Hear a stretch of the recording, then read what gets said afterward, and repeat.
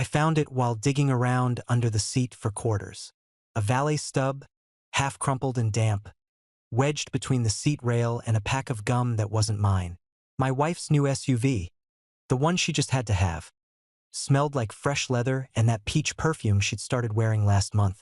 I pulled the stub out and flattened it against my thigh. Boutique hotel across town. Charged to room 408. 2 cocktails, 1 whiskey sour, 1 peach Bellini. Dated 3 weeks ago, Wednesday night. She told me she was at a board dinner. Lana doesn't drink whiskey. My stomach locked up like concrete setting wrong. I stood there at the gas station bay, car soap drying on my arms, while the kid with the sprayer waved at me to move the car forward. I tossed the stub into the center console and rolled ahead without saying a word. My name's Brett Collier. I'm 42 years old, born and raised outside Columbia, Missouri. I run a concrete supply company, built it from scratch right after high school, hauling bags and pouring slabs till I could afford a crew. It ain't pretty, but it's mine. Lana and I met 13 years ago at a poker night. Friend of a friend type deal. She cleaned me out that night, and I still asked her out after. We got married 2 years later. No kids, decent house, business doing all right. We were steady for a while. But lately, I don't know. About 3 months back, she started acting off. Wouldn't sit next to me on the couch. Always tired. Phone glued to her palm like it was stitched on. One night she pulled away when I went to kiss her goodnight. Flinched like I was a stranger. I asked if she was okay. She said, "Just stressed." That was it. I believed her at first. I wanted to. You don't just assume your wife of over a decade's out there lying to your face. Not unless you've got a reason. Well, now I had one. That valet ticket was my reason. When I got home, she wasn't there. Said she had another late meeting. I walked through our place slow, quiet, like I was a guest. Opened our closet. Stared at her heels lined up perfect in a row. I couldn't tell if I was about to explode or fall apart. But either way, I knew one thing. I was done asking questions. I'd find my own answers. I slipped the stub into my glove box and started planning. That next Wednesday, she worked late again. Same excuse. Board meeting ran over. Don't wait up. Blah blah. I didn't say a word. Just nodded. But now I was watching. It was always Wednesdays. Never Thursday, never Monday. Wednesdays, like clockwork. She'd leave around 5. Hair done up, heels on. A little extra makeup. The perfume wasn't the soft floral stuff she used to wear. This one hit sharper, thicker, like something she wore for someone. The first time I noticed a new dress in the closet, I chalked it up to retail therapy. She used to do that when she was bored. But by the third one, tags still on, high-end brands she never used to buy, I started checking our debit card transactions. Boutique stores downtown. Gas stations on the other side of the city. Nowhere near her office, nowhere near her friends. I kept clicking through the bank site, jaw locked so tight I could feel it in my ears.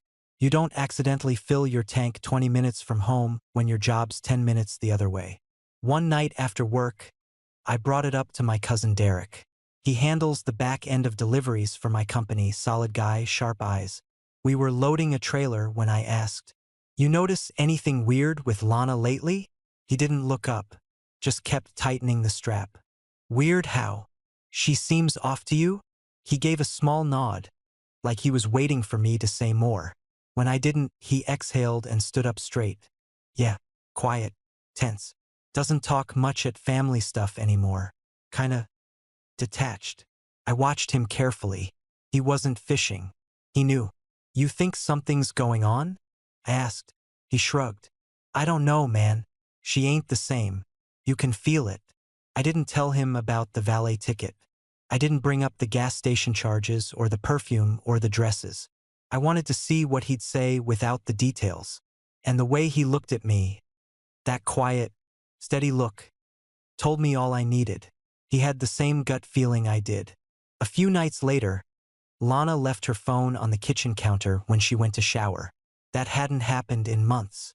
I waited till I heard the water running, then picked it up. Locked. Face ID only. She used to trust me with everything. Hell, I used to text her mom from her phone when mine was dead. Now it might as well be a safe I didn't have the combo to. The next Wednesday, I stood in the driveway and watched her back out. She waved, smiled, but she didn't look at me, not really. That smile was all teeth and no soul. I waited till she was gone, then walked back inside and opened the closet. That latest red dress she wore, the one that hugged her waist and hit just above the knees, still smelled like cologne that didn't belong to me. That was it. I wasn't going to keep guessing. I pulled out the valet stub from the glove box, laid it on the counter, and stared at it like it owed me an answer. But it wasn't going to give me one. So I made a call. I needed someone who could. So I made a call. Mitch Holden, private investigator. I'd used him once, maybe 4 years ago, when I got a weird vibe from a supplier out of Tulsa. Mitch found out the guy was double-dealing under a shell company. Saved me a fortune. Quiet, sharp, no drama. That's what I needed now. He picked up on the second ring. Brett, been a minute. You free tomorrow? Depends. Who we digging up this time? Someone closer to home. I didn't give him the full story on the phone. We agreed to meet the next afternoon at a truck stop diner off I-70, just past Boonville. Same place we met last time. The kind of place where no one asked questions and no one remembered faces. I got there first and slid into a booth. My hands wouldn't stop twitching, so I kept them under the table, gripping my knee like that'd calm me down. The waitress came by with burnt coffee and a side-eye. I didn't touch either. 10 minutes later, Mitch walked in wearing the same brown leather jacket I remembered. Looked like it had seen every kind of storm. He slid in across from me, tossed his phone on the table, and looked me straight in the eye. All right, talk. I handed him the valet ticket first. He didn't touch it right away, just looked at it, then up at me. Room number, 2 drinks, boutique place. What else you got? I took a breath. She said she was at a board dinner that night. She doesn't drink whiskey. That was 3 weeks ago. Since then, every Wednesday she's out late. Same excuse. Always Wednesday. New perfume, dresses, different makeup, card charges in weird parts of town. Phone's locked now. Whole vibe's off. He finally picked up the stub and slid it into a folder. What's your endgame here, Brett? You sure you want this opened up? I want the truth. Mitch nodded slowly. All right, you give me her schedule. Car make, model, plate number. Places she claims to be. I'll start this Wednesday. You'll know by Thursday morning what's real and what's not. I handed over a notepad I'd filled out the night before. She drives the white Escalade. Missouri plates. Says she's at work till about 9 every Wednesday. But she never brings home leftovers or takeout anymore. I don't ask questions. She acts like I'm invisible. 2 nights, he said. I'll get what you need. But just know, once I show you, you can't unsee it. This goes both ways. I already can't unsee what's happening at home. Mitch slid the notepad into his jacket. Fair enough. We didn't say much after that. He left before me. I stayed behind, pretending to sip cold coffee while staring at a crack in the Formica table. I got home just after 6. Lana was in the kitchen, humming and chopping vegetables like life was picture perfect. I kissed her cheek. She smiled like nothing was off. Dinner in 20, she said. You want wine? Sure. I sat at the table while she poured a glass. I nodded, smiled, made a joke about the weather. She laughed. But I didn't really see her. Not anymore. I just kept thinking about Wednesday. Wednesday rolled around, same routine. Lana left the office around 5. I didn't ask. I didn't even look up from my laptop when she walked past me in her heels, keys jingling like she was heading somewhere innocent. At 6:45, my phone buzzed. Lana, late board meeting. Don't wait up.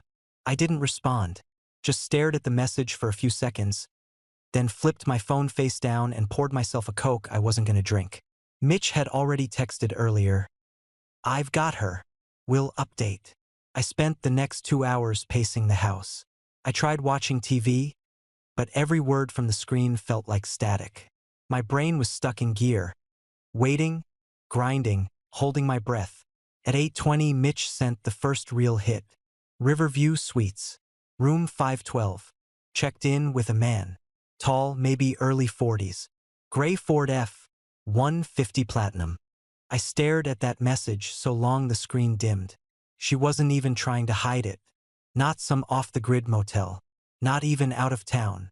A damn boutique hotel with glass elevators and front desk staff that hand you warm towels and call you sir. At 9:03, another ping. Truck registered to Devin Holt. The name didn't register. Not yet. I just tucked it away, my hands trembling as I opened the garage fridge and grabbed the bottle of wild turkey I kept for hard days.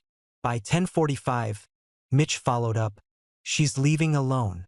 Hair messed up. Still texting. I didn't need photos. I didn't want to see what they did. I already knew.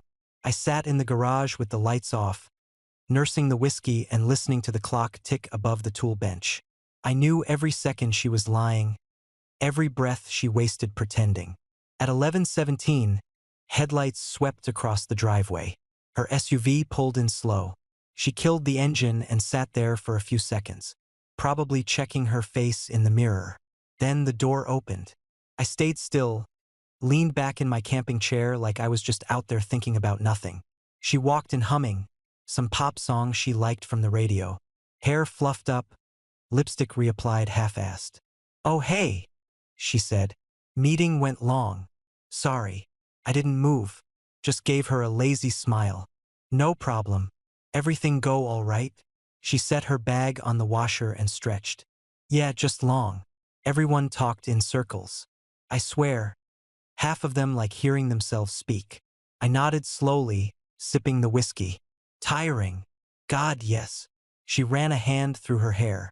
"I need a shower. My head's killing me." She started toward the house.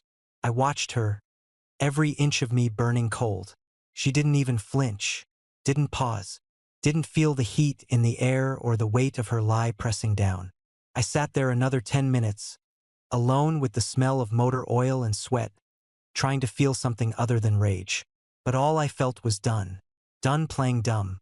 Done watching her slip away with my name and my trust like they were cheap things she could toss out. I went inside and poured another drink. Tomorrow I'd get the full report from Mitch, and then we'd find out who Devin Holt really was. The next morning, Mitch was waiting in my office when I got in. He had a manila folder and a flash drive sitting on my desk like a loaded gun. "You ready?" he asked. I didn't answer. I just sat down, opened the folder, and started flipping through. Photos, timestamps, her Escalade pulling into Riverview Suites, her walking inside with him, their shadows in the window, a shot of her smoothing her hair in the parking lot before heading home. Then I froze on one page. The man, Devin Holt, my operations manager, my longest tenured guy. He'd been with me since the early days, hauling bags, grinding through 12-hour shifts, helping me land the contracts that kept us afloat when we had no reputation. I trusted him with payroll, with deliveries, with things I didn't even let my accountant touch until later. And he was the one in those pictures, walking in with my wife like it was nothing. My voice came out raw. "You sure?" Mitch tapped the sheet. "Plates, ID. No doubt. And he's married. Wife named Melissa. 2 daughters, 8 and 5. I stared at Devin's face on that page until it blurred. My chest felt hollow, like someone had scooped me out and left nothing but concrete dust. This wasn't just betrayal. This was war. I closed the folder. "I want everything digital.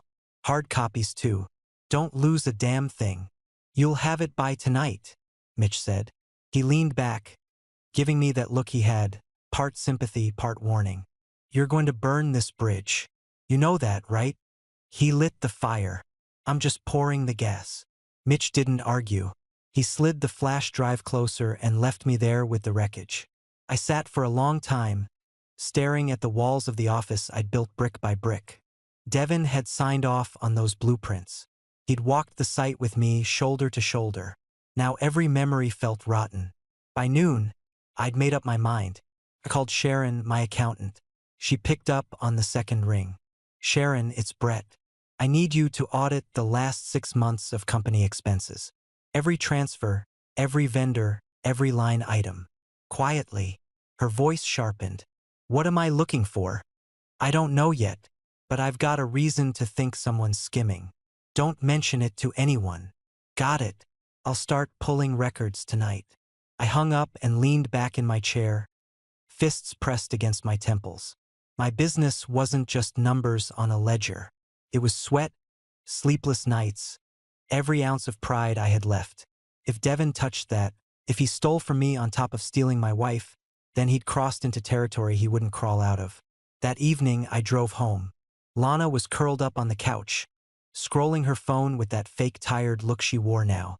She glanced at me and smiled like nothing had changed. "Long day?" she asked. "Yeah," I said. "Real long." She set the phone down. "You want to order in?" "Sure." I kept my tone flat, steady, like I was just worn out from work. Inside, though, I was planning how to gut both of them without leaving a single crack in my foundation. The pictures were burned into my brain, but I didn't let her see it. I smiled back, nodded, and let her scroll in peace. Because when you're at war, you don't telegraph your next move. You just make sure it hits hard enough they never get up again. Sharon called me 2 days later, first thing in the morning. Her voice was tight, like she'd been up all night crunching numbers. "Brett," she said, "you're gonna want to come in." I didn't ask questions over the phone. Just drove straight to her office and walked in without knocking. She had a stack of printed reports waiting on the conference table. "Start talking," I said. She pushed the papers toward me. "There's a vendor listed as Holt Logistics. First showed up about 5 months ago. Monthly payments, steady at first, then bigger chunks. Totals just over 140. I flipped through the pages, scanning line after line. All signed off by one name, Devin Holt. "Who the hell is Holt Logistics?" I asked. "That's the thing," she said. "It doesn't exist in our vendor system. No tax ID, no physical address, no W-9. I even checked outside the books. Nothing registered in Missouri or any surrounding state." "You sure?" "Brett, it's fake." And the only person approving the payments was Devin. His initials are on every transfer. My jaw locked so hard I thought I'd crack a molar. First my wife, now my company. I took the reports, nodded once, and walked out. 15 minutes later, I was in Jordan Lang's office. He was an old-school attorney with sharp suits and sharper instincts. He helped me bury a supplier that tried to screw us on materials a few years back. He skimmed the papers fast, tapping his pen against the corner of his desk as he read. "Solid trail," he said. "You've got him. Wire fraud, embezzlement, breach of fiduciary duty. We can press charges, freeze his assets, drag him through court for years if you want. What's the other option? Leverage. Make him sign over whatever ownership or stake he has. Clean break. No courtroom mess." I leaned back in the chair, stared at the ceiling for a second. "I don't want a war that hurts my crew. I just want that piece of shit out." Jordan nodded. "Then you need something else lined up. Get your ducks in a row." Quietly, I was already one step ahead. That afternoon, I made another call to Carla Eden, one of the top divorce attorneys in the state. Ruthless, efficient, and expensive. I didn't care. We met the next morning at her firm downtown. Clean office. No fake warmth. Just results. I handed her a copy of the prenup Lana signed 13 years ago, back when I had nothing but a truck and a business plan scribbled in a spiral notebook. Carla flipped through it like she'd seen 100 just like it. Very clean. No children. No joint property other than the house and vehicles, and the business is fully protected under separate premarital assets. She gets nothing but her personal effects and anything she can prove she bought herself. "Lana's good at lying," I said. "She'll play sweet. Then she'll play dirty." Carla smirked. "So am I." I liked her already. "What now?" I asked. "You sit tight," she said. "Let me draft the papers. We'll serve her at the right time when she's vulnerable. You'll only get one shot to make this stick clean." I stood, shook her hand, and left without looking back. By the time I got in my truck, my pulse was calm, focused. This wasn't just about getting even anymore. This was about making damn sure no one stole from me again. Not my name, not my money, and not my future. I was halfway through a sandwich in my truck when my phone rang. Taryn's name flashed across the screen. Lana's little sister. We hadn't talked in months. I picked up. Taryn? Her voice was low, shaky. Can we meet? Just us. Something wrong. It's about Lana. I don't want to do this over the phone. We agreed on a quiet lakeside cafe out near Ashland. Place with chip tables, no music, and the kind of view that made you feel small. I got there early, sat outside with a coffee I didn't touch. She pulled up 5 minutes later. Big sunglasses, hair in a messy ponytail. She looked nervous as hell. Taryn sat across from me, eyes darting toward the water, then back at me. I'm sorry I didn't call sooner, she said. I've been sitting on this too long. I didn't speak, just nodded once, slow. She took a breath, then said it straight. She's cheating, Brett. I know. I saw them. My stomach clenched even though I already knew. Where? A jazz bar downtown. For weeks ago. She didn't see me at first. He had his hand on her thigh. They were laughing. Real close. And you're sure it was Devin? Taryn nodded. I'd met him at your Christmas party last year. It was him. My hands curled into fists under the table. I confronted her the next morning, she said. She freaked, started crying, begged me to keep it between us, said it was a mistake. But she didn't stop. Of course not. Taryn hesitated. Then her face changed. More serious. There's more, she said.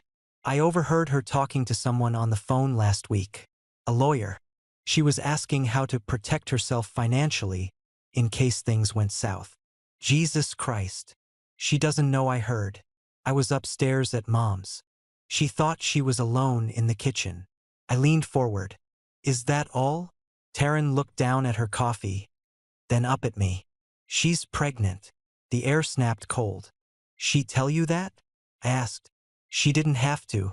I found a test in her purse while we were shopping. She was acting weird, so I looked. She's only a few weeks. 2, maybe. I sat there, jaw clenched, pulse pounding. She doesn't know if it's yours or his, Taryn added, her voice quiet now. I figured you should know before she tries anything. I stared out at the lake, gripping the edge of the table like it might float away. Why tell me? I asked. Because you've always treated our family better than she has. You didn't deserve this. I stood. Thanks for telling me. Taryn looked up, eyes glassy. You okay? No, I said. But I will be. I walked straight to my truck, fired it up, and drove to Carla Eden's office without even calling ahead. No music, no stops, just heat and rage filling the cab like steam under pressure. I was done waiting. It was time to move. Thursday evening came fast. Lana walked out of our bedroom in a new navy dress I hadn't seen before, tight around the waist, short enough to send a message. Her perfume hit strong, same one from the past few months. She smiled like everything was fine. Don't wait up. Might be late again. I nodded. Take your time. She didn't even blink. Just grabbed her keys and left. 10 minutes later, I followed. No headlights, kept my distance. Her SUV took the same route it always did on Wednesdays, only this time it was Thursday. That told me everything I needed to know. I parked a block from the Riverview Suites, tucked behind a bakery that was closed for renovations. Devon's Platinum F-150 was already in the lot. Same plate Mitch had confirmed. I sat in my truck for 20 minutes, watching the entrance, watching the lies stack up like bricks. At 9:15, I grabbed the thick envelope off the passenger seat and walked across the lot. Calm, focused, my boots hitting the concrete like I was heading into a meeting. Room 512. I knocked twice hard. Footsteps. Then the door creaked open. Devon. Boxers. No shirt. Mouth hanging half open like an idiot. His face went pale. Brett. I pushed past him. Lana sat on the edge of the bed, one heel off, hair pinned up like she was ready for round 2. She saw me and froze. Her lips parted, but nothing came out. I held up the envelope and dropped it in her lap. Divorce papers. Signed, sealed, ready to go. She looked down like she didn't recognize her own name on the cover. Then she looked at me like I was a stranger. Good. That's exactly what I felt like to her. You're pregnant, I said. She flinched.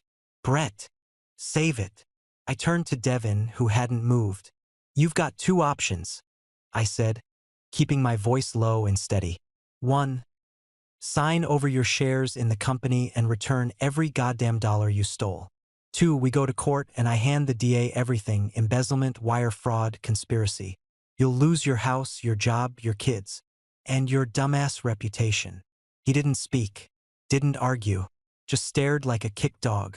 Choose fast, I added. Clock's ticking. Lana stood up, trying to find her voice. This is cruel. Cruel was sleeping with the man who helped me build my company. Her mouth opened, then shut again. She looked down at the envelope like it was radioactive. I didn't wait. I turned and walked out the door, letting it swing shut behind me. Outside, the air was cool and quiet. The sky was clear, but everything felt stormy. I pulled out my phone and sent one text. Me tow her car. Lot behind Riverview. License ending in 342. 10 minutes later, while I sipped a black coffee from the corner gas station, I watched her Escalade get hooked and hauled away. She'd figure it out soon enough. And when she did, she'd know. This wasn't revenge. It was justice. 2 weeks later, Devin walked into my office with his tail between his legs. Didn't say much. Didn't need to. He slid a signed agreement across the desk. Full surrender of his shares, resignation letter, and proof of wire transfer. 142 grand and change. Every last dollar he stole. I looked it over, then nodded once. You're done here. He stood there like he wanted to say something. Apology, excuse, maybe just beg. I didn't give him the chance. Doors behind you, I said, and just like that, he was gone. I didn't press charges. Wasn't about the courtroom. I wanted him gone, humiliated, stripped of anything he built off my back. That was enough. Lana's lawyer tried to come in swinging. Claimed the prenup was unfair, outdated. Said I manipulated her into signing. Carla shut it down in 20 minutes. Judge upheld every clause. Lana walked away with her clothes, her SUV, and whatever jewelry she could prove wasn't a gift. No stake in the business. No alimony. No house. No money. The pregnancy? Not mine. She tried to lie. Said she wasn't sure. I had the DNA test results within a week. Devin's wife found out everything. Mitch made sure of that. Sent her copies of the photos, financial records, full report. She filed for divorce the same day.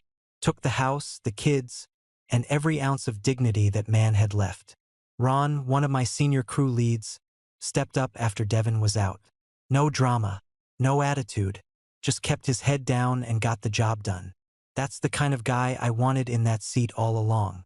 He earned it. I sold the house Lana and I shared. Didn't need that memory trap. Too many rooms filled with silence and shadows. Bought a smaller place across town. Nothing fancy. Big enough for me, a grill, and my dog. That's all I needed. People kept asking if I was okay. I told them the truth. I wasn't yet, but I was getting there. One day at a time. I poured everything back into the company. Took on 2 new projects. Picked up old hobbies I hadn't touched in years. Hit the gym again. Cleaned up my diet. And I slept like hell for a while, sure. But not from regret. From release. That life I thought I had? It never existed. It was a version of the truth she let me see. Now I had the real one. Rough, cracked, sharp around the edges, but mine. I was going through shipment reports when the front desk buzzed. Brett? There's a woman here. Says she's Lana's mom. I sighed. Send her back. She walked in stiff, arms crossed tight, like she was already mid-argument. Her lipstick was too dark. Shoes clicking too hard on the concrete floor like she thought drama would scare me. I hope you're proud of yourself, she said. I didn't even stand up. Afternoon, Sharon. You ruined her. She's broken. No, I said, calm and clear. She did that to herself. I just stepped out of the way. She shook her head. You don't understand what she's been through. I understand she lied. She cheated. She let some coward rob the company I built. That's what I understand. Sharon's face tightened. Marriage is more complicated than that.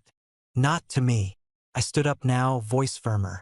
She made her bed with lies, betrayal, and theft. I just refused to sleep in it with her. She stared at me for a few seconds, then turned and walked out. No goodbye. Just her perfume hanging in the air like a warning. A month later, Taryn texted, "You free to talk?" We met at a little coffee place near campus. She looked tired, hoodie and jeans. No makeup, just honest. "She's staying with a friend," she said. "No car, no job. Can't afford groceries half the time." I didn't say a word, just sipped my coffee. "She's not asking for help," Taryn added. "Too proud. But she's not doing good." I nodded once. "I figured. You did what you had to do," she said quietly. "I didn't enjoy it," I told her. None of it felt good. But I wasn't gonna sit there while people destroyed what I built. She nodded, eyes down. "You didn't deserve what she did. Neither did you or the company." I paid the bill and walked her to her car. She gave me a quick hug, light, respectful, then drove off without another word. I stood there on the curb for a second, watching the cars pass, the wind kicking up dust from the parking lot. Everything was quieter now. No shouting, no lies, no checking over my shoulder. Just silence. I didn't get revenge. I didn't get some big emotional finish. But I kept my name. I kept my business. And I kept my self-respect. That was enough.